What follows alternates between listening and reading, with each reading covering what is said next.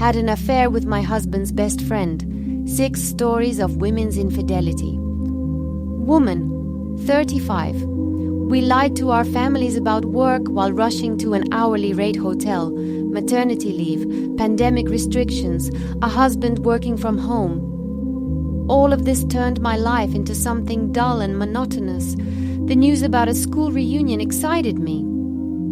You're getting ready as if your lover is waiting around the corner, my husband joked that day. He couldn't have guessed that the mother of his 11-month-old son would go off the rails after a simple classmate meetup. I used to have a crush on the boy who sat at the desk behind me.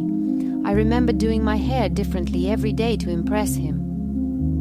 Once I heard a voice from behind. That's the prettiest one, do it like that. That school crush never developed into anything, but even in university I often thought about that guy. We never spoke after graduation, even though there were plenty of opportunities. At least half the class came to the reunion. We were sitting far apart, but for a moment our eyes met, and a shiver ran down my spine. From that moment I was sure there would be some kind of continuation, and there was. The only option for meetups was hourly rate hotels. The first time I was ashamed to go in, but I wanted it so badly. He has a family, 2 kids. I have a husband and a small son, whom I had to leave with a relative whenever I needed to leave the house. I twisted myself into knots with lies, like a snake on hot coals. For a woman on maternity leave, it's an extremely difficult task. The affair lasted several months. During that time, I lost over 10 kilograms and was crazy about how I looked in the mirror. My husband gave me compliments, saying motherhood suited me. It's strange how he didn't notice the obvious. I guess I was cheating on him so brazenly that he couldn't even imagine his wife was capable of such a thing. It was my lover who suggested we end our meetings, which I completely didn't expect and was even offended by at first. His wife turned out to be more perceptive than my husband and had suspected the affair. We had to put a stop to it.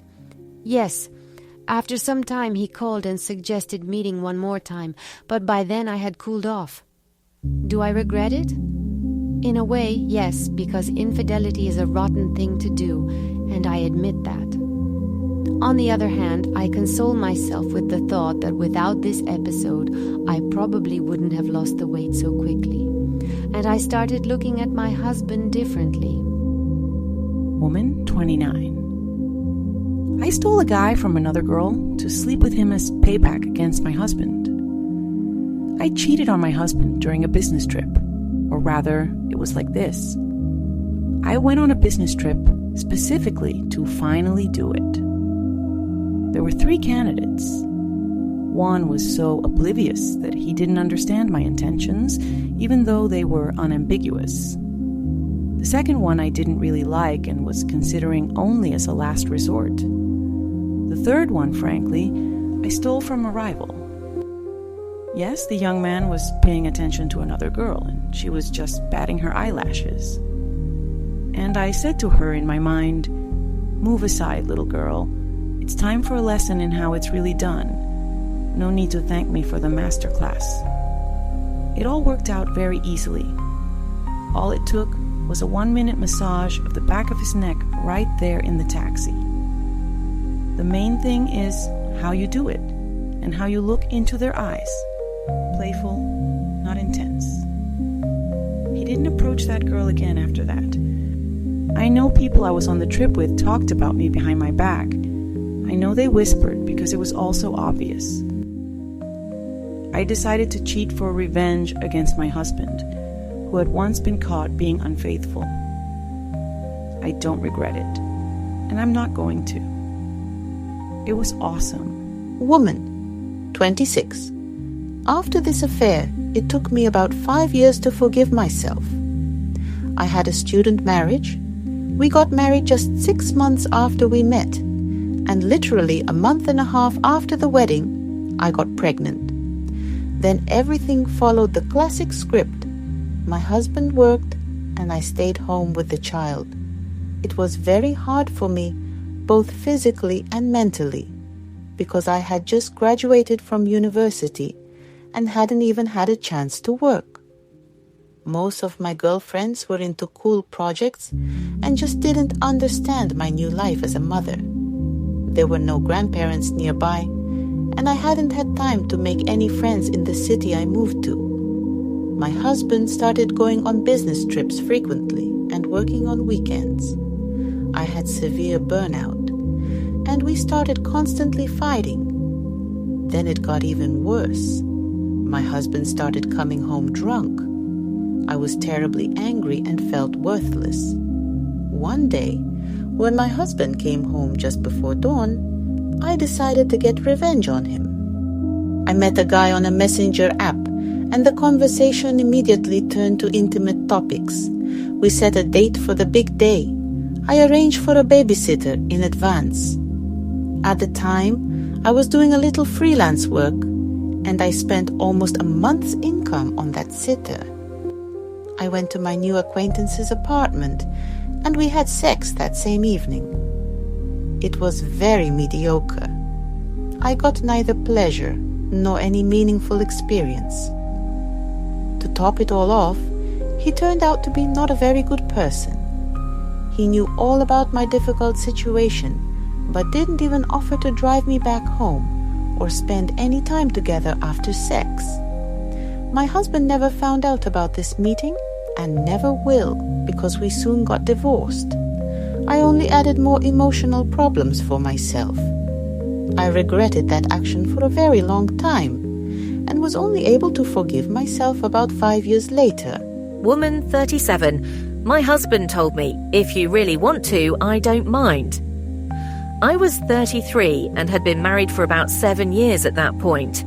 At some moment, I realized that in our relationship, my husband and I had become more like relatives to each other than a husband and wife. Sex first became routine and then disappeared altogether. A month, 2, 3, half a year. I didn't understand why we had no intimate relations for so long and decided to talk to my husband. Did you expect passion after so many years of marriage? It doesn't work that way. Ask your friends, I'm sure it's no better for them. My husband brushed me off. But I didn't give up. Even though we had 2 children, I tried to arrange romantic evenings, candlelit dinners, going to concerts.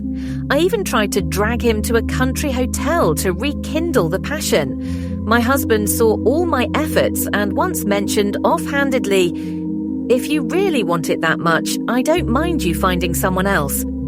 He said it was fine with him. I was shocked. I didn't understand if he was serious or just mocking me. One day my friend invited us to a party, but my husband, as always, refused. He brushed me off quite harshly. "You're the one who wants to have fun, so you go. I'll stay with the kids." At the party, I met an interesting man I was physically attracted to. We started talking and I realized I enjoyed his company. He turned out to be married, and for me, interacting with married men is a taboo.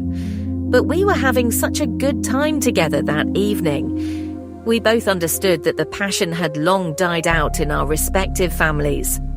After the party, we kissed, and then a heated correspondence began. A little later, actual orgasms followed. We started meeting in secret. Our affair lasted about 5 or 6 months. During that time, I felt desired again, confident, vibrant. I started working out, lost weight, and was filled with inner energy.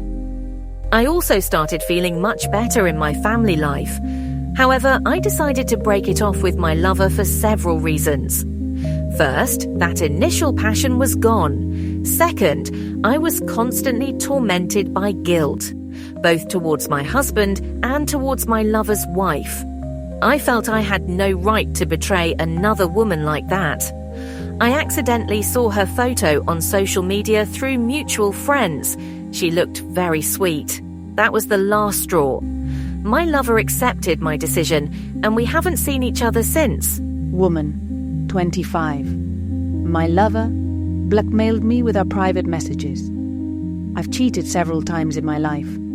All these affairs happened during long-term, serious relationships. usually around the second or third year. Whenever I dated someone for a long time, I'd eventually get this feeling that this person was depriving me of other opportunities and that they were with me just out of habit, not love. It never occurred to me that this problem could be solved any other way. I found new guys in different places. Once I met a pharmacist at a drugstore, hookups at parties, friends of friends. A couple of times there were stories with co-workers. I'll tell you more about one of them. I was 3 years into a relationship at the time, living with my boyfriend and working at an advertising agency. A new copywriter joined our team. I hooked up with him. Our intimate relationship started in the meeting room. I began staying late at work. I never brought him home because my boyfriend was working freelance at the time. Sometimes we met at my lover's place, but he lived with his parents, which was rather inconvenient. Then I wanted to break it off and pretend nothing had happened. But the lover started blackmailing me with our private messages. I couldn't get out, so I just waited for it all to somehow resolve itself. My boyfriend, by the way, was very jealous and already suspected me of cheating. I was waiting for the climax in horror, paranoid and tormented. I started officially dating the lover. He became my boyfriend. He's not quite right in the head, and the relationship with him became a serious ordeal. I cheated on him too, more than once. I got a job at another place, and once at a corporate party, met a guy I subsequently had an affair with. I went to his place, and once, when my boyfriend wasn't home, I brought a new lover to my apartment and even introduced him to my female neighbors the next morning, and then acted like nothing happened, and my boyfriend was none the wiser. Another time I cheated on him after we had a fight. My boyfriend said he couldn't spend the evening with me, so I just went over to the place of an acquaintance I'd only seen once before. I have very low self-esteem, and for some reason tried to fix it by starting relationships, having flings on the side, and sleeping with just about anyone. Stable, good relationships weren't enough for me. I quickly stopped believing in their value. After these excursions, I felt good for a short while, as if I'd gotten an A. Affairs are very draining, and once I got what I wanted, I was eager to end them. The truth is, I didn't need these specific people. I was just using them to fill my inner void. Woman 45. I had sex with my husband's best friend while he was in the next apartment. By the time I was 30, I was what they call a divorcee with baggage, a child. There were no suitable men around, and I didn't want to be alone. One day in the stairwell of my building, I ran into a drunk stranger. He started giving me compliments and joking around. It turned out he was a guest of one of my upstairs neighbors. They were celebrating a birthday that day. We exchanged numbers. After that meeting, my new acquaintance started visiting my neighbor more often just to see me. One night he stayed over at my place instead of his friends. It's hard to explain, but just 2 months later he moved in with me, called me his wife, and bought gifts for my daughter. We created the illusion of a family, took photos together, and invited relatives over. My common-law husband's best friend lived 2 floors above us, so he'd come down for beer on weekends or we'd go up to his place. This guy got too close to our family, and it didn't end well. I long regretted not meeting my actual neighbor before I met his friend, who became my husband. The first time it happened when I went to his apartment to pick up a phone my live-in partner had forgotten there. The best friend didn't reveal the truth for a long time, but eventually, he cracked. My husband moved back in with his mother, and I hoped to continue the relationship with the neighbor. Unfortunately, it didn't work out between us. He did say a couple of times, "If only we had met under different circumstances." As far as I know, the 2 friends still keep in touch.